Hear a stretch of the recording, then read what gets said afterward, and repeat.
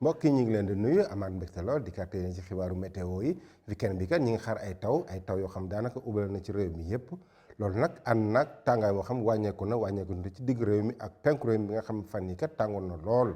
ñu xool niir yi nu mu tëddee ci Afrique sowu jant doon naa bu ñu xoolee tey ji ci guddi jëm ci ëllëg am nañ ay niir yoo xam ñu ngi koy commencé di ko am ci côté Mali bi ay niir yoo xam yu takku la di avancé ndànk jëm ci boori soowu réew mi mën a laal tey ji ci guddi jëm ci ëllëg réew mi yëpp daanaka ci bët gànnaar réew mi ba ci digg réew mi ak bët saalum réew mi ba tax na tey ji ci guddi jëm ci ëllëg li ñuy xool ci wàllu taw yooyu comme ni ñu leen ko waxee daanaka ñu ngi xaar ay taw par yenn saa mu nekk ay taw yu xaw a yem par yenn saa tamit taw yu xaw a am doole lool ànd ak dënnu ci bët saalum réew mi ak digg réew mi ak penku réew mi loolu nag ànd nag tàngoor woo xam ni ñaar fukki degré juróom benn la ñuy am fa Ndakaaru bu ñu demee ba ci digg réew mi lu mel ni Diourbel na am ñaar fukki degré juróom benn ñaar fukki degré juróom benn sax ñooy gën a fës ci digg réew mi ci diggante Kaolack Fatick bu ñu demee ba ci Linguère tam nañ fa am ñaar fukki degré juróom benn naka noonu Matam ak ay taw yoo xam nañ ko fa xaar ci penku bi loolu lépp daal di ubale ci digg réew mi ba ci côté bët saalum réew mi côté Ziguinchor côté Tambacounda Kolda foofu yëpp ñu ngi fay xaar ay taw bu ñu xoolee nag ci samedi bi bëccëgu samedi bi ñu xool nu muy tëddee danaa ci tàngaay bi loolu ànd nag ay tàngoor yoo xam ne wàññeeku bu baax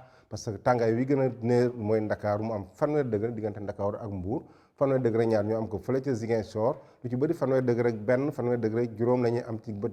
gox goxaan yu bëri fu mel ni Matam mooy am fanweeri degré